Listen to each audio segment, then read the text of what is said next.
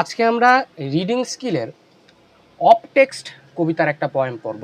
The name of the poem is delight in disorder by Robert Herrick. তো আগে এই কবিতা সম্বন্ধে কিছু কথা বলি, সেটা হচ্ছে ডিলাইট ইন ডিসঅর্ডার। ডিলাইট শব্দের অর্থ কি? ডিলাইট শব্দের অর্থ হচ্ছে তুমি আনন্দিত হচ্ছ, সুখ পাচ্ছ, খুশি হচ্ছ। Disorder, what is the meaning of disorder? Disorder means untidiness, কোনো একটা কিছু এলোমেলো অথবা সঠিক অর্ডার পারফেক্টলি না থেকে তার চেয়ে কিছুটা এলোমেলো অথবা উইদাউট অর্ডারে যদি কোনো কিছু থাকে, এলোমেলো অবস্থায় থাকে, সেটাকে বলা হয় ডিসঅর্ডার। তাহলে ডিসঅর্ডার তো কখনো আনন্দদায়ক হতে পারে না, এটা তো কখনো প্লিজিং হতে পারে না, তাই না?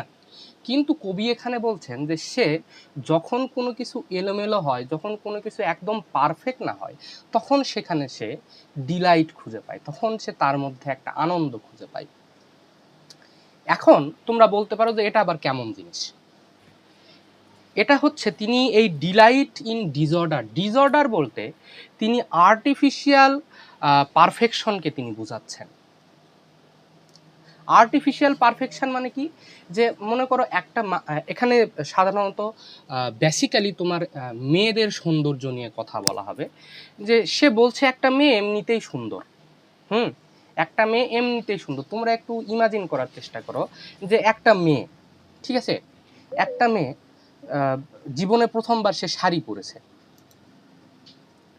একটা মেয়ে জীবনে প্রথমবার শাড়ি পরেছে এবং সে তার মায়ের শাড়ি পরছে। কোনো মতোভাবে সে শাড়ি তেমন পরতেও জানে না, তার একবার ইচ্ছে হয়েছে যে আমি শাড়ি পরব। তো ওই মেয়েটা শাড়ি পরলো, সে তেমন ভালোভাবে পরতেও পারে না, কোনো মতে গোজামিল দিয়ে সে শাড়ি পরলো। এখন ওই মেয়েটা ওই আর্টিফিশিয়াল যে পারফেকশন যেটাকে বলা হয়, একদম পারফেক্টলি শাড়ি পরেছে, একদম চোখে কাজল দিছে, এ করছে সে করছে, হ্যান ত্যান। এখন কবি বলছে যে আমার এই পারফেকশন, আর্টিফিশিয়াল যে পারফেকশন, এটা আমার ভালো লাগে না।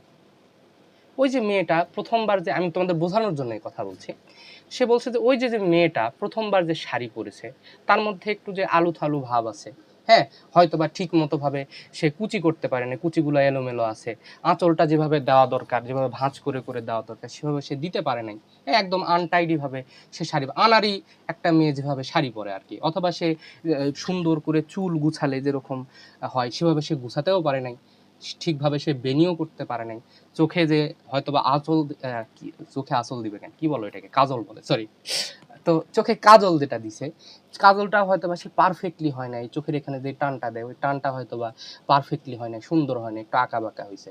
কবি বলছে যে আমার কাছে ওইটাই সুন্দর, ওই যে তার যে একটু এবড়ো থেবড়ো হয়েছে কাজলটা, অথবা তার এই শাড়িটা সে যে সুন্দর করে যে কুচি করতে পারে নাই, ওই যে অগোছালো তার যে কুচিটা, ওটাই আমার ভাল লাগছে।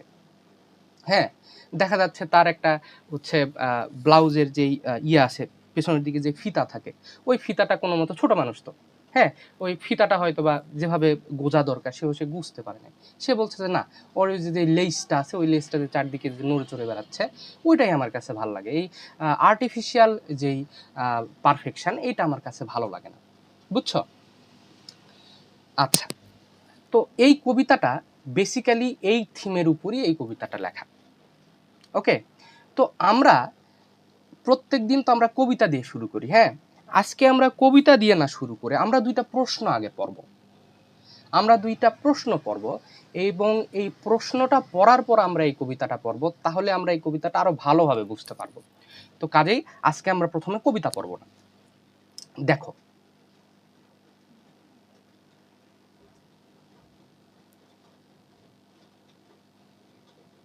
দেখো আমরা আগে এই প্রশ্নটা একটু পড়ব। হোয়াট মেসেজ, এই তোমরা দেখতে পাচ্ছ? হ্যাঁ দাদা, দেখতে পারতেছি। Okay okay, thank you. তো সে বলছে যে হোয়াট মেসেজ ডাস রবার্ট শ্রি give through the poem delight in disorder. এখানে ডিলাইট ইন ডিসঅর্ডার দ্বারা রবার্ট হেরিক কোন ধরনের মেসেজ তিনি দেওয়ার চেষ্টা করছেন? দেখো, Robert Herrick gives a very beautiful and meaningful message in the poem Delight in Disorder. He tells us that true beauty does not always come from perfect order or careful decoration. যে সত্যিকারের যে সৌন্দর্যটা এটা কখনোই ওই যে perfect তুমি একদম মানে একদম প্রিসাইজলি একদম সিনেমার নায়িকা যেভাবে শাড়ি পরে ওইভাবে তুমি পরছো, একদম পারফেক্ট অর্ডারে পরছো, অথবা কেয়ারফুল ডেকোরেশন একেবারে যত প্রকার মেকআপ করা যায় সবগুলা তুমি করছো, হ্যাঁ, এইখানে এই অর্নামেন্ট পরছো, ওইখানে ওই অর্নামেন্ট পরছো, এইখানে চুড়ি পরছো, এই ফিতা ওইখানে লাগাইছো, এই করছো সেই করছো, এইটা দিয়ে তোমার আসল সৌন্দর্য প্রকাশ হয় না। If you have true beauty, ওটা ওই ইমপারফেকশন থেকেও তোমার সৌন্দর্য ফুটে উঠবে। হ্যাঁ, sometimes a little natural untidiness makes a person look more attractive, charming and real. এবং কখনো কখনো কি হয়, তোমার মধ্যে যে ন্যাচারাল যে আনটাইডিনেস, তুমি একটা ছবি তুলছো, ছবি তোলার পর তুমি একদম 50 বার তুমি ফিল্টার মারছো, ওই পারফেকশনটা আমাদের কবির পছন্দ নয়। রবার্ট হেরিকের তুমি 50 বার ফিল্টার মেরে যে ছবিটা পোস্ট করছো, ওইটা আমাদের রবার্ট হেরিকের পছন্দ নয়। তুমি একদম তোমার ফোনে যে ছবিটা তুমি তুলছো তোমার, ওইটাই তার কাছে পছন্দ। সে বলছে ওই যে তোমার ন্যাচারাল যে আনটাইডিনেস, তোমার যে হয়তো বা দেখা যাচ্ছে চুলগুলো একটু তোমার এলোমেলো হয়ে আছে, হ্যাঁ, তোমার লিপস্টিকটা যেটা তুমি দিছো ওইটা হয়তো বা একটু ঢ্যাপসা হয়ে গেছে, একটু হচ্ছে ব্লার হয়ে গেছে, হ্যাঁ, তো বলছে যে এটাই সুন্দর আমার কাছে। সো ওই আনটাইডনেস তার কাছে মনে হচ্ছে বেশি অ্যাট্রাকটিভ, বেশি চার্মিং এবং বেশি তার কাছে রিয়াল মনে হচ্ছে। Okay, the poet believes that natural beauty is more valuable than beauty created by too much care or artificial decoration. সে বলছে যে আর্টিফিশিয়াল ডেকোরেশনের মাধ্যমে তুমি যে সৌন্দর্যটা পেয়েছো, সেটার চেয়ে তোমার natural beauty is far more beautiful. বলতো দেখি বুঝতে পারছো কি কবিতাটা তোমরা? এইটা কি বলতে চাচ্ছে কবিতাটা? দাদা আমার তো মনে হয় বউ মনে হয় মেকআপের টাকা চাইছিল, এই কারণে মনে হয় এই কবিতা লিখছে। হইতেও পারে। না, কথা কিন্তু তোমার মানে কবি যেই থিমটা যেটা বলতে চাচ্ছে, কথাটা কিন্তু খারাপ না, থিমটা কিন্তু খুব সুন্দর। সে বলছে যে আমরা যে এত যে পারফেকশনের পিছনে ঘুরে বেড়াই, এই পারফেকশনের তো দরকার নাই, এত পারফেকশনের তো তুমি ঈশ্বর আল্লাহ তোমাকে যেভাবে তৈরি করছে ওভাবেই তুমি বিউটিফুল, এক্সট্রা কোনো ইফোর্ট দেওয়ার তোমার কোনো প্রয়োজন নাই।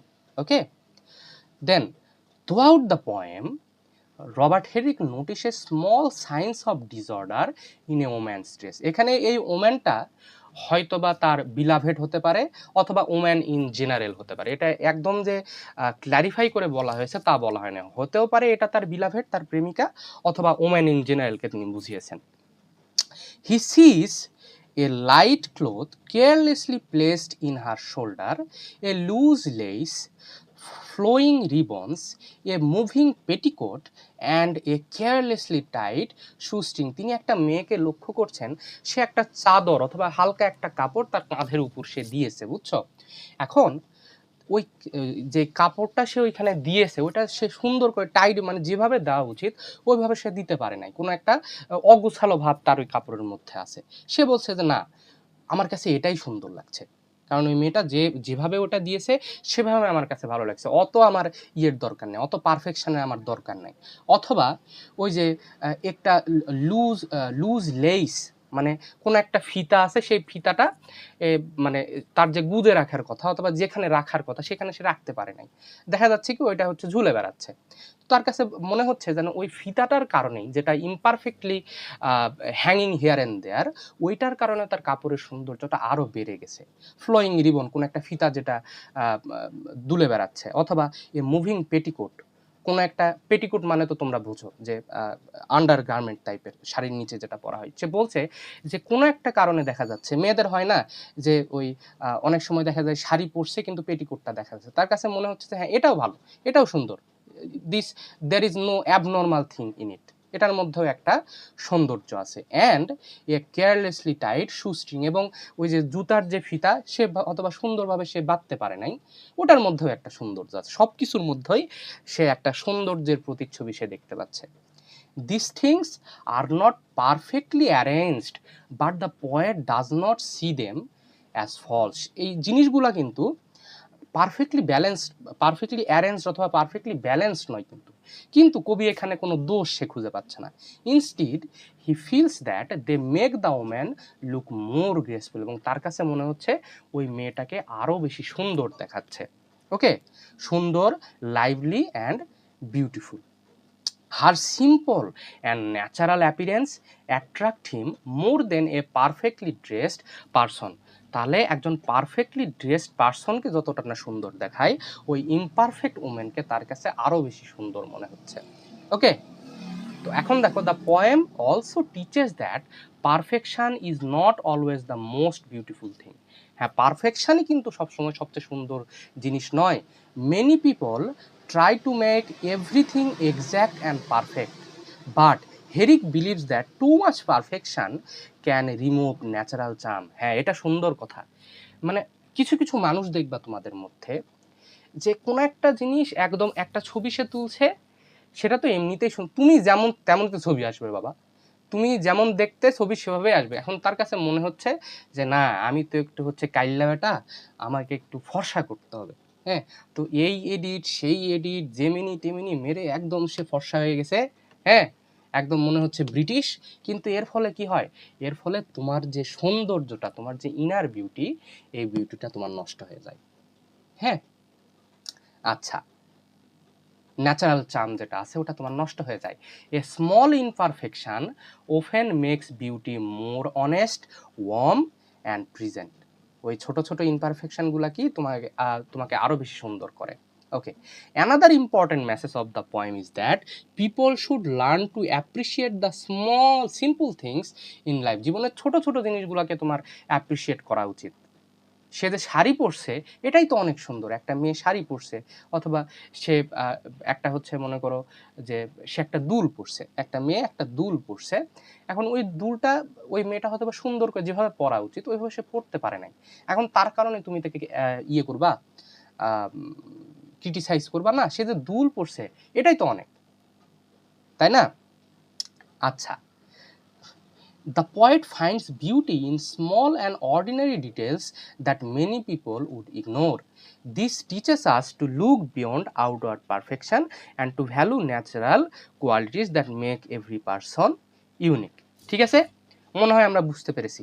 Finally, the poem reminds us that beauty is not only about appearance but also about natural grace and effortless charm. এক কথায় ওই যে একদম প্রচুর পরিমাণ ইফোর্ট দিয়ে তুমি যে সুন্দর হয়ে গেছো, ওইটা কবির কাছে সুন্দর তার কাছে মনে হয় না। তুমি ন্যাচারালি যতটা সুন্দর অতটাই তুমি মানে এমনিতে তুমি যেমন সুন্দর ওইভাবে সে তোমাকে গ্রহণ করবে। ওকে, তো আশা করি কবিতা সম্পর্কে মোটামুটি একটা ধারণা আমাদের চলে আসলো।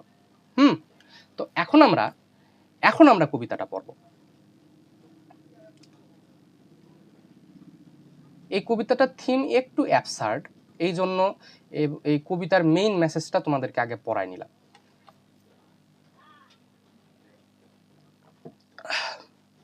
সে বলছে, দেখো এই কবিতাটা আমরা দুই লাইন করে আমাদেরকে পড়তে হবে।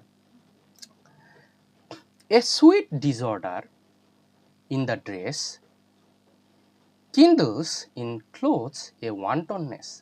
সে বলছে যে তোমার কাপড়ের যে হালকা যে untidiness, a sweet disorder, this creates one kind of playful beauty in you, and I can experience that beauty whenever your clothes are little bit disordered. If you are not able to arrange your cloth in a perfect way, that doesn't means that you are not beautiful. You are absolutely you are beautiful.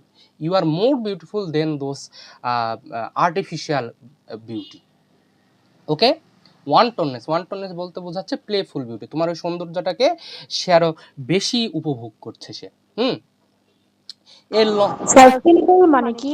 Kindle মানে তোমার, কিন্ডলস মানে হচ্ছে তোমার মধ্যে যে একটা ভালো লাগার যে তোমার মধ্যে ভালো লাগার একটা সৃষ্টি হয়। কিন্ডলস ইন ক্লোথস এ ওয়ান্টননেস, তোমার ওই কাপড় দেখে তার মধ্যে একটা ভালো লাগার জন্ম হচ্ছে তার, কিন্ডলস। ওকে, ক্রিয়েট মানে তৈরি হওয়া। এ লন মানে হচ্ছে একটা পাতলা সফট একটা কাপড়। অ্যাবাউট মানে এখানে বোঝাচ্ছে অ্যারাউন্ড দ্য শোল্ডার্স থ্রোন, যেই পাতলা কাপড়টা তুমি তোমার কাঁধের উপর দিয়ে রেখেছো, কাঁধের উপরে তুমি ফেলে রেখেছো, প্লেসড কেয়ারলেসলি, তুমি খুব একটা যে কেয়ার নিয়ে খুব একটা যে পারফেক্টলি তুমি যে ওই কাপড়টা দিতে পেরেছো তাও নয়, কিন্তু ইনটু এ ফাইন ডিস্ট্র্যাকশন, কিন্তু ওইটার কারণে I am getting attracted towards you because of that imperfection of your clothing. তুমি যে ওই কাপড়টা যে ঠিক সুন্দরভাবে যেভাবে পরা উচিত ওইভাবে তুমি দিতে পারো নাই, কিন্তু ওইটাই আমার কাছে অনেক সুন্দর লাগছে।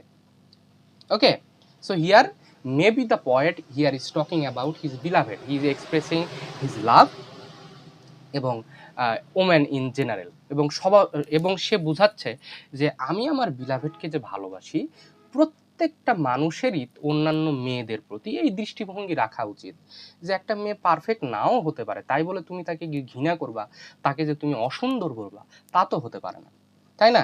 প্রত্যেকটা মানুষকে god has created every human being beautifully, বুঝছো? ঈশ্বরের সৃষ্টি কখনো অসুন্দর হতে পারে না, এজন্য প্রত্যেকটা মানুষ হচ্ছে সুন্দর। আচ্ছা, তাহলে মনে হয় আমরা এই যে 4 লাইন আমরা বুঝতে পেরেছি। ওকে, তো এরপরে সে এখন বলছে 5ম লাইনে, অ্যান ইয়ারিং মানে হচ্ছে হলো লুজ, যেটা প্রপারলি প্লেসড করা হয় না, লেস যে কোনো একটা ফিতা, কোনো একটা রিবন, হুইচ হেয়ার অ্যান্ড দেয়ার। তো একটা হচ্ছে কোনো লুজ একটা ফিতা আছে যেটাকে যেভাবে রাখা উচিত, হ্যাঁ, যেভাবে প্লেস করে রাখা উচিত সেটা সেভাবে রাখা হয় নাই, এবং ওই ফিতাটা এই দিক ওই দিক দুলে বেড়াচ্ছে, ঠিক আছে? এনথ্রলস দ্য ক্রিমজন স্টমাচার, এখানে ক্রিমজন শব্দের অর্থ হচ্ছে প্রচন্ড পরিমাণ লাল, খুবই লাল, ডিপ রেড। ওই মেয়েটা, যে মেয়ের কথা এখানে বলা হচ্ছে, সে একটা ড্রেস পরেছে এবং ওই ড্রেসের যে সামনের অংশ আছে ওই অংশটা একেবারে মানে ক্রিমসন রেড বলা হয় যাকে, যে প্রচণ্ড ডিপ রেড। এবং যখন ওই যে ফিতাটা আছে, যে ফিতাটা এদিক ওদিক দুলে বেড়াচ্ছে, ওই ফিতাটা যখন ওই কাপড়ের যে নির্দিষ্ট পার্টটার উপর যখন এসে পড়ে, যেন মনে হচ্ছে ওইটাকে আরও সুন্দর লাগছে। ওই কাপড়ের অংশটা, যে ফিতাটা আসার কথা ছিল না, যেটা অন্য কোনো জায়গাতে প্লেস করে রাখার কথা ছিল ওই মেয়েটা, হ্যাঁ, অনভিজ্ঞ হয়তো বা মেয়েটা, সে কারণে সেই ফিতাটা এসে ওই কাপড়ের উপর পড়েছে, এবং দ্যাটস ওয়াই কবির মনে হচ্ছে যে সেই কারণে ওই যে কাপড়ের যে অংশটুকু ওইটাকে আরো সুন্দর লাগছে। এনথ্রলস মানে অ্যাট্রাক্টস করছে, ফ্যাসিনেটস মানে সুন্দর লাগছে, আরো বেশি সুন্দর লাগছে ওই স্ট্রমাচার শব্দ অর্থ the front part of A woman's dress, একটা ড্রেসের সামনের যে অংশটা যেটা ক্রিমসন রেড, ওইটাকে আরো বেশি সুন্দর আমার কাছে মনে হচ্ছে, বুঝছো?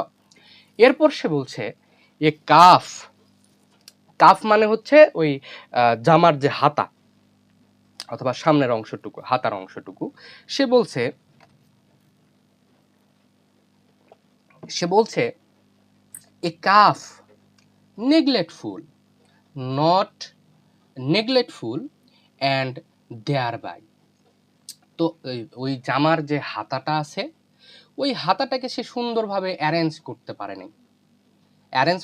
নাই। কাফ মানে ওই যে জামার স্লিভের যে সামনের অংশটুকু, আমাদের জামার হাতার যে সামনের অংশটুকু, নেগলেক্টফুল যেটাকে সে লেফট লুজ, সেটাকে সুন্দরভাবে সে গুছায় নিতে পারে নাই, অ্যান্ড দেয়ার বাই, এবং সেই কারণে রিবনস টু ফ্লো কনফিউজলি, এবং সে কারণে ওই হাতার সামনে হয়তোবা কোনো রিবন লাগানো ছিল, হ্যাঁ, কোনো ডেকোরেটিভ কোনো কাপড় লাগানো ছিল, রিবন এটা মেয়েরা ভালো বুঝবা, তো কোনো একটা রিবন, কোনো ডেকোরেটিভ কোনো কাপড় হয়তো বা ওই হাতার সাথে লাগানো ছিল, যেটা কি হচ্ছে টু ফ্লো কনফিউজলি, এবং সে কারণে ওই রিবনটা এইদিক ওদিকে দুলে বেড়াচ্ছে, সে কনফিউজ যে কোথায়, মানে কনফিউজ মানে ইন আনটাইডি ওয়ে, যেটার ওইখানে থাকা উচিত ছিল না, এইদিক ওইদিক ওই রিবনটা দুলে বেড়াচ্ছে। হ্যাঁ, a winning wave deserving note in the tempestuous petticoat. হ্যাঁ, তো এখানে সে বলছে সে ওই মেয়েটা কোনো একটা স্কার্ট পরেছে এবং স্কার্টের নিচে she has or a petticoat, সে একটা পেটিকোট পরছে, এবং কোনো একটা কারণ মেয়েরা যেমন দেখা যায় আমাদের দেশের মেয়েরা শাড়ির নিচে পেটিকোট পরে না, তো অনেক সময় দেখা যায় যে ওই শাড়িটা যদি একটু বেশি লম্বা হয়ে যায়, ওই শাড়িটা উপরের দিকে ভাঁজ হয়ে গিয়ে হয়তো বা পেটিকোটটা দেখা যায়। তো এখানে ওই সেম সিচুয়েশনটা হচ্ছে এই মেয়েটার সাথেও। সে হয়তো বা কোনো একটা স্কার্ট পরছে, তার কোনো একটা কাপড় পরছে, তার নিচে ওই স্কার্ট টাইপের পেটিকোট টাইপের সে কিছু একটা পরেছে, এবং দেখা যাচ্ছে কোনো একটা কারণে মেয়েটা হয়তো বা সেই কাপড়টাকে ঠিকভাবে প্লেস করতে পারে নাই, ওই কারণে ওই পেটিকোটটা মানে দেখা যাচ্ছে। ওকে, তো এখানে তার কাছে মনে হচ্ছে উইনিং ওয়েব, ওই পেটিকোটটা যে দেখা যাচ্ছে, ওইটা যে হাঁটার কারণে যে ওই পেটিকোটটা যে দুলে বেড়াচ্ছে, তার কাছে এটা অনেক বেশি অ্যাট্রাকটিভ মনে হচ্ছে। উইনিং মানে very attractive, according to the poet, this kind of scenario is very attractive one. হ্যাঁ, জেন্টল মুভমেন্ট ওই পেটিকোটটা, deserving note, and this deserving note man, it needs attention, এটা অ্যাটেনশনের দাবিদার। যে তুমি যে ওই যে মেয়েটার যে পেটিকোট যে দেখা যাচ্ছে, অথবা সেই কাপড়টা যদি ঠিক মতো পরতে পারে নাই, এর কারণে যে তুমি তাকে ক্রিটিসাইজ করবা, তাও কিন্তু হবে না। হ্যাঁ, কারণ মেয়েটা তো তাও চেষ্টা করছে, পড়েছে তো সে। হ্যাঁ, তাকে তোমরা হচ্ছে ক্রিটিসাইজ করো না।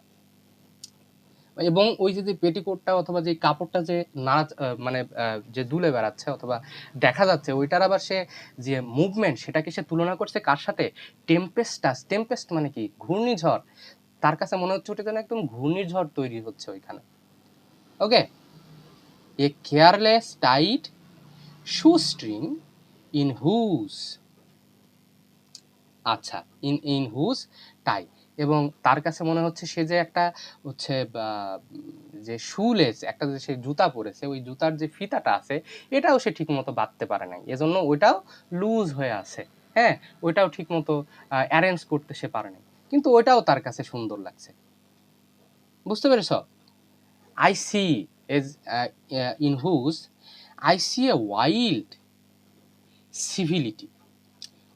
সিভিলিটি, এবং তার কাছে এই জিনিসটা মনে হচ্ছে যে ওয়াইল্ড, তার মধ্যে যে একটা ওয়াইল্ডনেস আছে, তার মধ্যে যে ন্যাচারাল একটা বিউটি আছে, সে অত পরিমাণ ইফোর্ট দিচ্ছে না, সে সমাজের খাতিরে, হ্যাঁ, অন্যদের জন্য যে একটা এক্সট্রা ইফোর্ট দেওয়া, যে না আমাকে একদম এক্সট্রিমলি বিউটিফুল, আমাকে একদম পারফেক্টলি বিউটিফুল হতেই হবে, এই টাইপের প্যারা সে নিচ্ছে না। She is natural and she is showing civility, তার মধ্যে পোলাইটনেস, তার মধ্যে এলিগেন্স আছে, সে অবশ্যই সুন্দর। She is natural and she is also beautiful. Okay, do more. তো কাজেই এই যে তার মধ্যে যে ক্যারেক্টারিস্টিকগুলো আছে, তার কাপড় চুপড়, এসে হ্যান ত্যান, জুতার ফিতা, এগুলো তার কাছে আলটিমেটলি তার কাছে মনে হচ্ছে আই সি ওয়াইল্ড সিভিলিটি, এবং এগুলো আমার কাছে মনে হচ্ছে সেটা অনেক বেশি সুন্দর এই আর্টিফিশিয়াল বিউটির চেয়ে। এখন লাস্ট লাইনে সে কি বলছে? ডু মোর বিউইচ, ডুমুর বিউইচ মি, এই যে এতক্ষণ পর্যন্ত যে কথাগুলো বলা হলো, যে ওই মেয়েটার দেখা যাচ্ছে যে ওই কাঁধের উপরে যে কাপড়টা সেজিয়েছে ওইটা হয়তো ঠিকমতো প্লেসড নয়, অথবা তার যে ফিতা আছে ওইটা ঠিকমতো প্লেসড নয়, ঠিক আছে। তারপরে বলা হচ্ছে তার যে জামার যে হাতাটা আছে ওইটাও হয়তো বা ঠিকমতো প্লেস করা হয় নাই, অথবা তার যে জুতার ফিতা ওইটা ঠিকমতো প্লেস করা হয় না, ঠিক আছে। কিন্তু এই সবগুলাই ডু মোর বিউইচ মি, এগুলাই আমাকে অ্যাট্রাক্ট করে, এগুলাই আমার কাছে সুন্দর মনে হয়। Then when art is too precise in every part, যখন তুমি তোমাকে সুন্দর করার জন্য তুমি অনেক বেশি ইফোর্ট দাও, ঠিক আছে, তখন তোমার যে ন্যাচারাল যে বিউটিটা, তোমার প্রকৃতিগত যেই তোমার সৌন্দর্যটা, এই সৌন্দর্যটা নষ্ট হয়ে যায়। দ্যাটস ওয়াই আমার কাছে এই যে উপরের যে কথাগুলো বলেছে, যে একটা মেয়ের আলু থালু কাপড়, হ্যাঁ, অথবা ইমপারফেকশন, এই ইমপারফেকশনগুলা কি আমাকে কি করে? Do more bewitch me, এগুলো আমাকে বেশি আকর্ষিত করে। দেন ওই extra perfection is too precise in every part, যদি অতিরিক্ত পরিমাণ পারফেক্ট হয়ে যায়, একদম যদি পিকচার পারফেক্ট হয়ে যায়, আমার কাছে ওই জিনিসটা ভালো লাগে না। কারণ কেউই 100% পারফেক্ট নয়, এই এক্সট্রা পারফেকশন আমার কাছে মনে হয় আর্টিফিশিয়াল, যান্ত্রিক আমার কাছে মনে হয়। ওকে, সো আশা করি আমরা এই কবিতাটা আমরা বুঝতে পেরেছি। ওকে, তো এখন আসি আমরা এই কবিতার প্রশ্নগুলোর দিকে। সামারিটা আমি তোমাদেরকে, কারো কোনো প্রশ্ন আছে? দাদা, রিডিং স্কিলে কি আনসিন প্যাসেজগুলো আসবে? Unseen poem? এগুলো তো তোমাদেরকে আনসিনই পড়াচ্ছি। মানে এরকম যদি আনসিন আসে যে পেটিকোট ছাড়া কিছু বুঝলাম না। পেটিকোট ছাড়া তো কিছুই বুঝলাম না এটাতে, মানে এরকম যদি পরীক্ষায় আসে তো দিমু কেমন? বুঝলাম না। পড়বো কি আমি? আমি তো পরীক্ষা মানে প্যাসেজ হলে তো বোঝা যায় পড়লে যে এটা কি আছে। এটা তো আমি শুধু পেটিকোট ছাড়া কোনো ওয়ার্ড চিনি না, মানে কি একটা ঝামেলা। হাসায় না, ক্লাস নিতে দাও। বুঝবা না কেন এই শয়তান, বুঝবা না কেন? এত কষ্ট করে আমি বুঝাইলাম, বলে স্যার বুঝি নাই। কে কে বললা রে? দেখি তো কে বললা? বেনজির বললা? বেনজিরের গলা তো নয় এটা। জিহাদ বললাম দাদা আমাকে দোষ দিবেন না, আমি বলি নাই। জিহাদ, জিহাদ। কেন বোঝো নাই কেন? আমি তো খুব সুন্দরভাবে বুঝালাম রে কবিতাটা। না, মানে আমি বলতেছি যে যদি আমরা আনসিন কোনো পোয়েম পড়ি আর কি, তাহলে তো শুধু পেটিকোট ছাড়া কোনো অক্ষর তো চিনতাম না ওই জায়গায়। ক্লাসটা নিতে দিবা না যদি একেবারেই, মানে এগুলা হচ্ছে ইম্পর্টেন্ট তোমাদের আনসিন প্যাসেজের জন্য। এই কবিতাগুলো হচ্ছে ইম্পর্টেন্ট, এই জন্য এগুলো তোমাদেরকে পড়াচ্ছি। কিন্তু একটা জিনিস শিওর থাকবা, এটার সেকেন্ড ইয়ারে এর হচ্ছে শিকার হয়েছিলাম, সেটা হচ্ছে একেবারে নতুন কবিতা, যেটা মানে স্যারেরাও কোনোদিন দেখে নাই। হয়তোবা ওই আমরা যে সময় পরীক্ষা দিয়েছিলাম ওইটা হয়তোবা 8 কি 9 টেক্সট বই থেকে একটা কবিতা আসছিল, বুঝছো? তো যদি এরকম আসে, যদি এরকম আসে যে একেবারেই আনসিন কবিতা, যে কোনোদিন দেখোই নাই, তখন একটা জিনিস শিওর থাকবা, যে ওই কবিতাটা যদি তুমি 2-3 বার পড়ো, ওটা তুমি বুঝতে পারবা। আমরা ওই কবিতাটা 2-3 বার পড়ে একদম ক্লিয়ার হয়ে গেছিলাম যে এখানে এভাবে প্রশ্ন করতে হবে। একেবারেই যদি মানে আউট অফ দ্য হিস্ট্রি গিয়ে যদি কোনো প্রশ্ন করে, তখন ওই কবিতাটা সহজ হয়, একেবারেই সহজ হয়। আর একেবারে তোমরা এবার মানে প্রথম তো নিউ সিলেবাসের প্রথম ব্যাচ, তোমাদের প্রশ্ন অতটা কঠিন করবে না। যেগুলা পড়াচ্ছি আশা করছি এর মধ্যে থেকে আসবে, আনসিন বলো অথবা সিন বলো, এগুলার মধ্যে থেকে চলে আসবে। দাদা এই আনসিন প্যাসেজের কারণে কি অনেক বেশি স্টুডেন্ট ফেল করে রিডিং স্কিলে?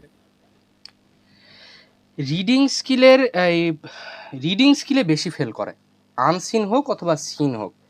কেন করে এটা আমি এখন পর্যন্ত বুঝতে পারলাম না, কারণ আমার কাছে এই কোর্সটাকে মনে হয় একদম নকল করা টাইপের, কারণ প্রশ্নের উত্তর তোমাদের সামনেই থাকে। হ্যাঁ, কিন্তু কেন জানি এটাতে সবচেয়ে বেশি স্টুডেন্ট ফেল করে ফার্স্ট ইয়ারে। আর সেকেন্ড ইয়ারে সবচেয়ে বেশি ফেল করে হচ্ছে হিস্ট্রি অফ ইংলিশ লিটারেচার। ওকে, আচ্ছা, তো এটা গেল। দাদা হিস্ট্রি অফ ইংলিশ লিটারেচার কি ওই যে ভিক্টোরিয়ান তারপরে ওইগুলা নাকি? হ্যাঁ, আমাদের ইংলিশের যে কয়েকটা এজ আছে সেটা সম্বন্ধে ডিসক্রাইব করে পড়তে হয় সেকেন্ড ইয়ারে। এটা একটা কোর্স আছে, বেশ সহজ একটা কোর্স, কঠিন নয়। যদি পড়তে পারো, যদি গাইডলাইন ফলো করে যদি পড়তে পারো, খুব সহজ একটা কোর্স। এটা খুব সহজে মার্ক তোলা যায়। যেরকম তোমাদের ফার্স্ট ইয়ারে কঠিন হচ্ছে রিডিং স্কিল, সেকেন্ড ইয়ারে কঠিন হচ্ছে হিস্ট্রি, থার্ড ইয়ারে কঠিন হচ্ছে লিঙ্গুইস্টিক, ফোর্থ ইয়ারে তেমন কঠিন কোনো কোর্স নাই, লিঙ্গুইস্টিক, লিটারি ক্রিটিসিজম এগুলো। যাই হোক, আর কথা না বলি। তো এটার সামারি তোমাদেরকে আমি আজকে পড়াবো না, সামারিটা পড়ে নিবা, সহজ আছে। টোনের দিকে আসে। এই কবিতার টোন কি? এই কবিতার টোন হচ্ছে প্রথমের দিকে। আচ্ছা, এই নোটগুলাতে কিন্তু তোমাদেরকে যেই মানে রিডিং স্কিলের জন্য যে নোট দিয়েছিলাম, থিম টিম এসে হ্যান ত্যান, প্রথমের দিকে আমি আর ওগুলো আর অ্যাড করে দেই নাই, বুঝছো? কারণ এমনিতে অনেক বড় হয়ে যায়, তোমরা কেউ কেউ হয়তো বা প্রিন্টও করে নিবা, তো অনেক বড় হয়ে যায়, সেজন্য পরের দিকের প্রশ্নগুলোতে আমি আর ওগুলো অ্যাড করি নাই। তো প্রথমের দিকে এই টোন বলো, থিম বলো, এগুলোর সামনে ওই নোটটা আগে লাগাই নিবা, যেটা আমি পড়াইছি। তো প্রথমত এই কবিতার টোন কি? অ্যাডমায়ারিং। সে অ্যাডমায়ার করছে যে তোমার যে ডিসঅর্ডারগুলো আছে, এই ডিসঅর্ডারগুলোকে সে অ্যাডমায়ার করছে। হ্যাঁ, যে তুমি এটাতেও তুমি ইউ লুক মোর বিউটিফুল, তোমার যেই the disorder in your dress, সে এটাকে কোনো ফল্ট হিসাবে দেখছে না, সে তোমাকে প্রশংসা করছে। In second tone, in secondly she is appreciating, say appreciate করছে। সে বলছে যে তুমি যেই কাপড়টা যেটা দিয়েছো ওইটাতেও তোমাকে সুন্দর লাগছে, তোমার যে লেস ফিতা অথবা তোমার যে রিবন অথবা তোমার যে পেটিকোট, হ্যাঁ, সবগুলাতেই তোমাকে সুন্দর লাগছে। অ্যানাদার, এটা জয়ফুল, এটার মধ্যে তুমি একটা খুব আনন্দ কোনো একটা ফিলিংস, তুমি এই কবিতার মধ্যে তুমি কিন্তু আনপ্লিজেন্ট অথবা সরো অথবা মর্ন টাইপের কোনো কিছু তুমি কিন্তু এখানে দেখতে পাবে না। So the third tone is, you can say, joyful one. Then romantic tone, এখানে কিন্তু তুমি আবেগের যে বহিঃপ্রকাশ তুমি পাবা। দ্য পয়েট এখানে যে ওই মহিলাটার প্রতি অথবা তার যে বিলাভিত হতে পারে তার প্রতি যে তার একটা অ্যাট্রাকশন, হ্যাঁ, you can trace the romantic atmosphere in this point. Then reflective tone, এখানে সে চিন্তা করছে, হ্যাঁ, প্রচণ্ড পরিমাণ সে চিন্তা করছে, যে সে ভাবছে যে আর্টিফিশিয়াল বিউটি এটা আসল বিউটি হতে পারে না। So the tone of reflectiveness can be traced here. Okay, so then central theme, এই কবিতার সেন্ট্রাল থিম কি? এই কবিতার সেন্ট্রাল থিম হচ্ছে mainly natural beauty, simplicity, beauty of imperfection and the rejection of artificial perfection. এখানে তোমার natural তোমার যে বিউটি আছে, তোমার যে সাধারণতা, সিম্পলিসিটি, তোমার যে সরলতা, তোমার ইমপারফেকশনের পরেও তুমি যে সৌন্দর্য হতে পারো এটা, এবং রিজেকশন অফ আর্টিফিশিয়াল পারফেকশন। ওই আর্টিফিশিয়াল পারফেকশন প্রচণ্ড পরিমাণ ঘষা মাজা, হ্যাঁ, যে প্রচুর পরিমাণ মেকআপ, এটাকে তিনি রিজেক্ট করছেন, আর্টিফিশিয়াল পারফেকশনকে তিনি রিজেক্ট করছেন।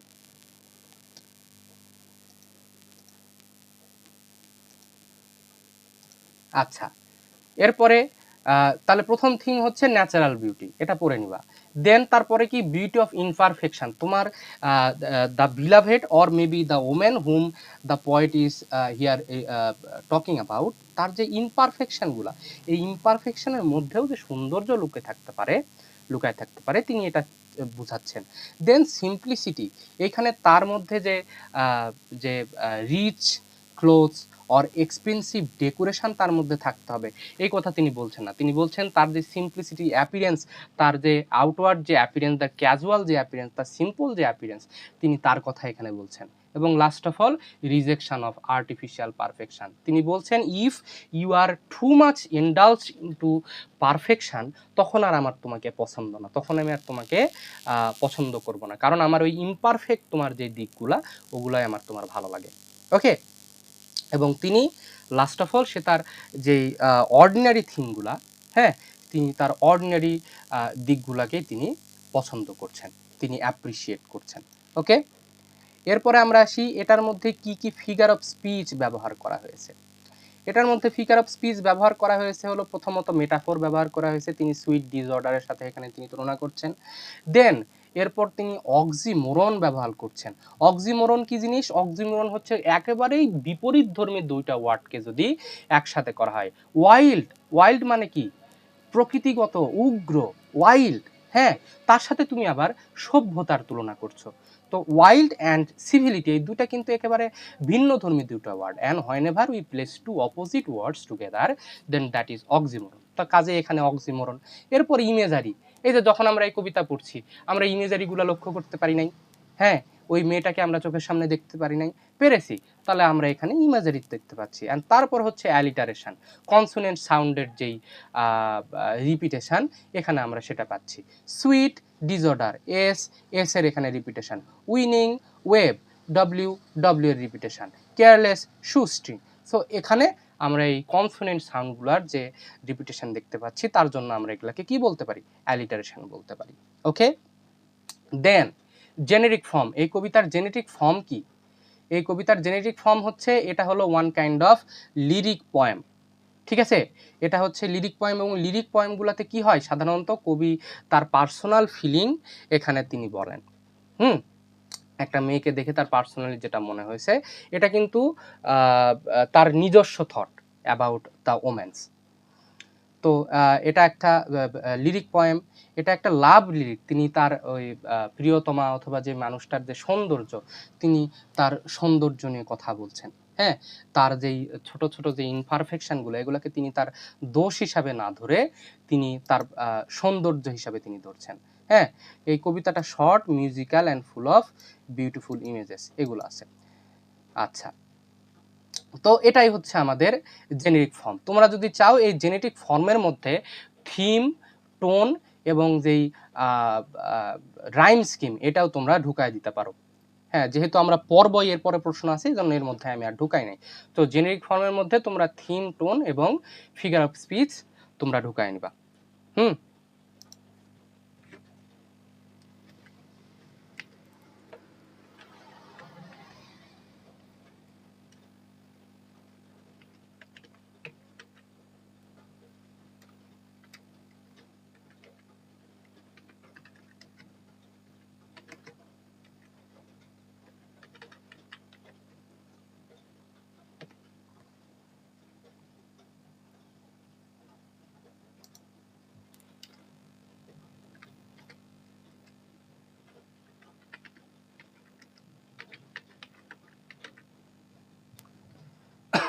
ওকে, তারপরে তিনি কি বলছেন, why does the poet prefer natural beauty to artificial beauty in the poem.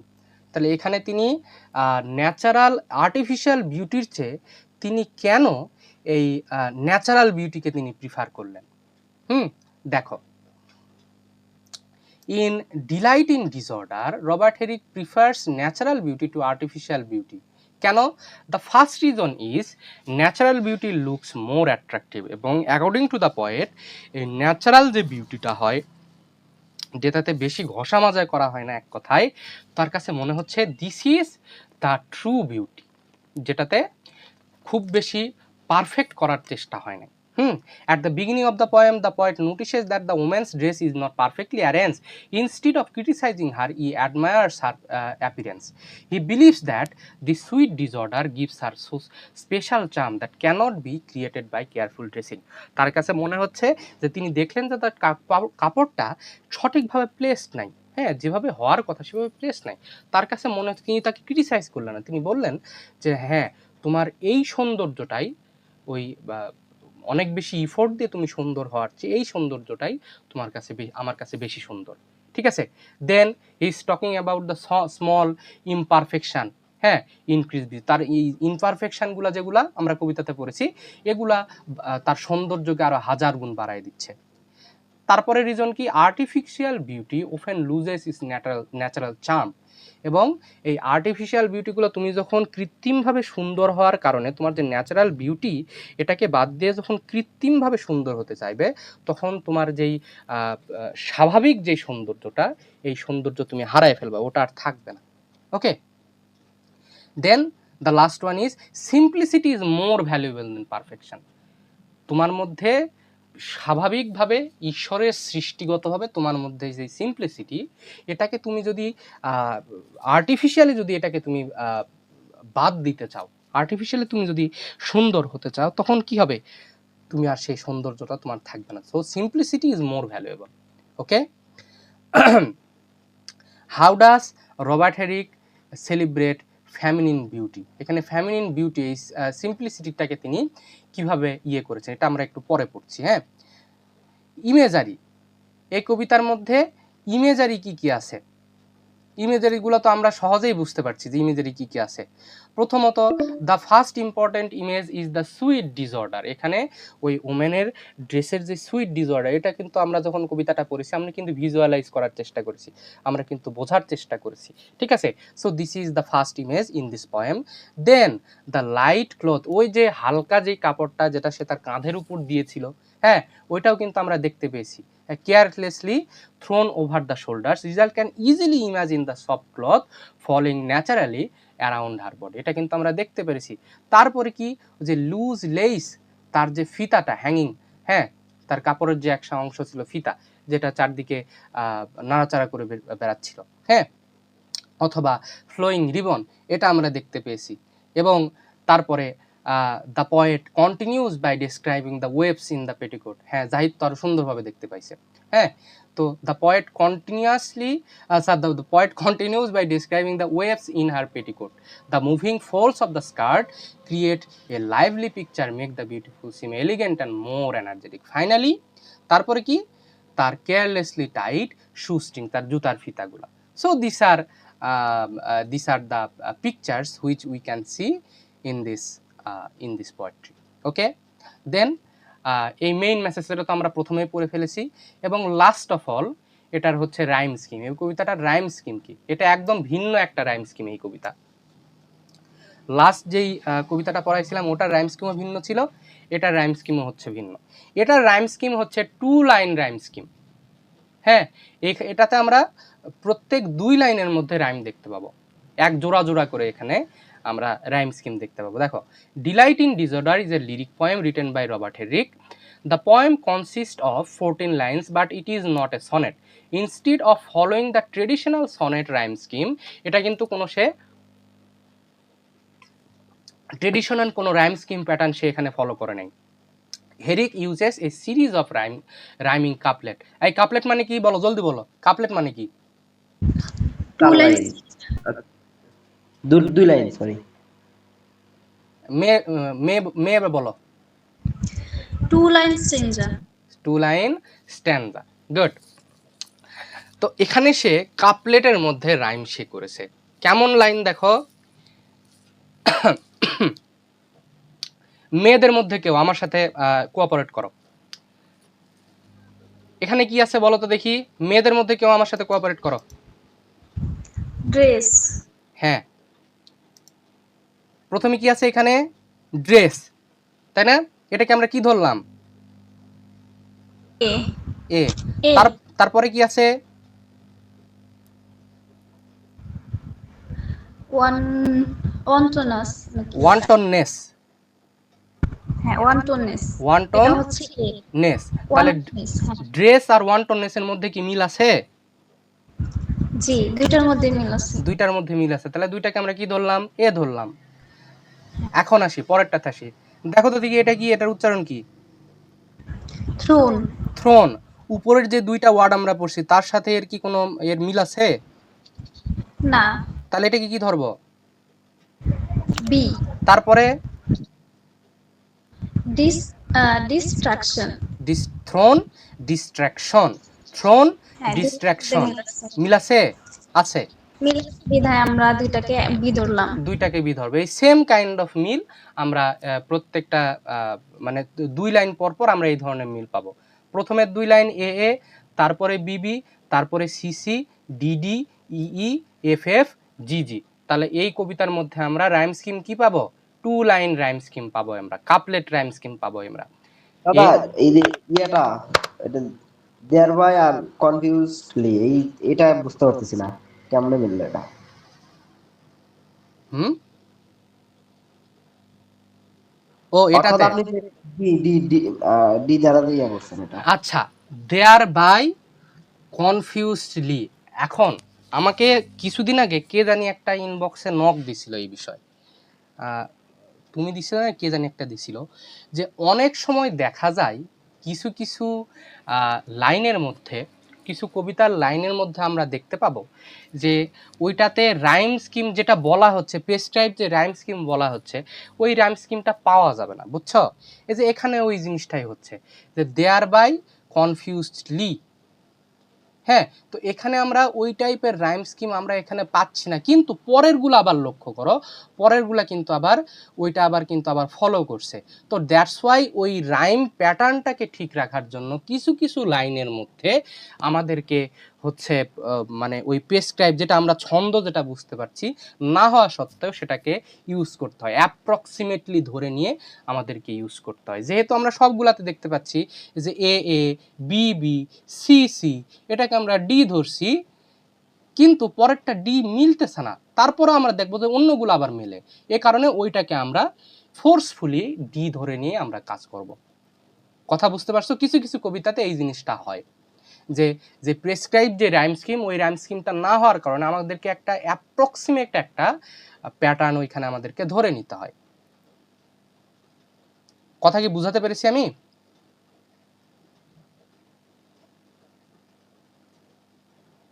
Hello, হ্যাঁ, বুঝতে পারছি। ওকে। এখানে মনে হয় কোন জানি একটা প্রশ্ন ছেড়েছিলাম। হ্যাঁ, তো এখানে তিনি বলছেন যে how does Robert Herrick celebrate feminine beauty in delight in disorder. এখানে মেয়েদের যে সৌন্দর্য, এই সৌন্দর্যটাকে তিনি কিভাবে দেখিয়েছেন, হ্যাঁ, কিভাবে তুলে ধরেছেন তিনি। In delight in disorder, Robert Herrick celebrates feminine beauty by praising a woman's simple and natural appearance. এখানে একটা মেয়ের সিম্পল এবং ন্যাচারাল অ্যাপিয়ারেন্সকে তিনি কি করেছেন, প্রেইজ করেছেন, তিনি প্রশংসা করেছেন। Instead of অ্যাডমায়ারিং expensive clothes or perfect dressing, he finds beauty in the small sign of natural untidiness. তার যে ন্যাচারাল যে আনটাইডিনেসগুলো আছে, স্বাভাবিক যে সকল এলোমেলো ভাব, হ্যাঁ, তিনি সেই এলোমেলো ভাবগুলোকে তার কাছে প্রচণ্ড পরিমাণ সুন্দর মনে হচ্ছে তার কাছে। Through his descriptions he shows that a woman's natural charm is greater than artificial perfection. তো তার কাছে মনে হচ্ছে একটা মেয়ের যেই প্রকৃতিগত যে সৌন্দর্যটা, সেই সৌন্দর্যটা কখনোই ওই ফোর্সফুলি পারফেক্ট করার সময় ওই সৌন্দর্যটা থাকে না, ওই সৌন্দর্যটা নষ্ট হয়ে যায়। First of all the poet admires the woman's slightly untidy dress. তিনি এখানে মেয়ের যেই আনটাইডি যে ড্রেসটা আছে তার বিলাভেটের অথবা ওমেন ইন জেনারেল, এইটাকে তিনি অ্যাডমায়ার করেছেন, তিনি এটার প্রশংসা করেছেন। ওকে, নেক্সট তিনি কি করেছেন? He celebrates the beauty by describing different parts of her dress. তিনি ওই যে তার ড্রেসের যে বিভিন্ন অংশ যেগুলো আনটাইডি অবস্থায় আছে সেগুলোর কথা আবার তিনি বলছেন। কি বলছেন? He notices the light cloth thrown carelessly over her shoulder. তার কাঁধের উপর যে কাপড়টা, যেটা কেয়ারলেসলি যেভাবে রাখা দরকার সেভাবে সে রাখে নাই, ওইটার কথা সে বলছে। লুজ লেসের কথা বলছে, ফ্লোয়িং রিবনের কথা বলছে, অ্যান্ড মুভিং পেটিকোটের কথা বলছে, and carelessly tied shoe string, এগুলার কথা তিনি বলছেন। এগুলা মনে রাখবে যে কিসের কথা তিনি বলেছেন। Each of this details shows that the woman is not perfectly dress. However, যাই হোক তার কাপড় চোপড় পারফেক্ট না হলেও, however instead of finding faults the poet praises every small perfection because it increases her beauty. তার কাছে মনে হচ্ছে যে এই ছোট ছোট ফলগুলা, ছোট ছোট ইনপারফেকশনগুলার কারণেই কি হয়, তার সৌন্দর্যটা প্রচুর পরিমাণে বেড়ে যায়। ইনক্রিজেস হার বিউটি, তার সৌন্দর্য বাড়ায় দেয়। The poet also celebrates feminine beauty by showing that simplicity is more attractive than decoration। এবং তার কাছে মনে হচ্ছে যে এই সিম্পলিসিটি যে তার, এইটাই আরো অনেক বেশি attractive. He doesn't mention costly ornaments or rich clothing. Instead, he focuses on the woman's natural grace. স্বাভাবিক মেয়েদের যে সৌন্দর্য, যে গ্রেস, এটার কথা তিনি বলছেন। This shows that Real beauty comes from a persons natural appearance and not from artificial decoration. তোমার আসল যে সৌন্দর্য, এটা কোথায় থেকে আসে? তোমার ন্যাচারাল অ্যাপিয়ারেন্স থেকে আসে, নাকি তুমি যে আর্টিফিশিয়াল, তুমি প্রচুর পরিমাণ সাজুগুজু করছো, হ্যাঁ, একদম 2 লেয়ার মোটা তুমি মেকআপ করে ফেলছো, এর কারণে কিন্তু তোমার যে ট্রু বিউটি এটা কিন্তু আসে না। তুমি এমনিতে যা, হ্যাঁ, তুমি এটাই তুমি সুন্দর। সৃষ্টিকর্তা তোমাকে অলরেডি প্রচুর সুন্দর করে সৃষ্টি করেছেন, তার সৃষ্টি কখনো অসুন্দর হতে পারে না। Another important point is that the poet looks at the woman with love, admiration and respect. His description are gentle and pleasant. He appreciates her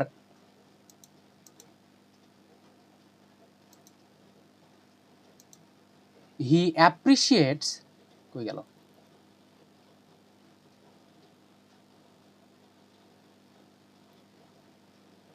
Respect. His description are gentle and pleasant. He appreciates her natural elegance without criticizing or insulting her. হ্যাঁ, তার যেই কাপড়ের যে আনটাইডিনেস, হ্যাঁ, এগুলার জন্য কিন্তু সে তাকে ক্রিটিসাইজ করে নাই, রাদার হি ইজ অ্যাপ্রিসিয়েটিং হার। সে বলছে যে ওই আর্টিফিশিয়াল সৌন্দর্যের চেয়ে তোমার মধ্যে যে আনটাইডিনেস, এই আনটাইডিনেস তোমার প্রতি আরো আমাকে ঝুঁকায় দিচ্ছে, তোমার প্রতি আমাকে আরো অ্যাট্রাক্ট করছে। This respectful admiration makes his praise more meaningful. এবং এগুলার কারণে কিন্তু তার প্রশংসাটা আরো বেশি আমাদের কাছে গ্রহণযোগ্য মনে হচ্ছে।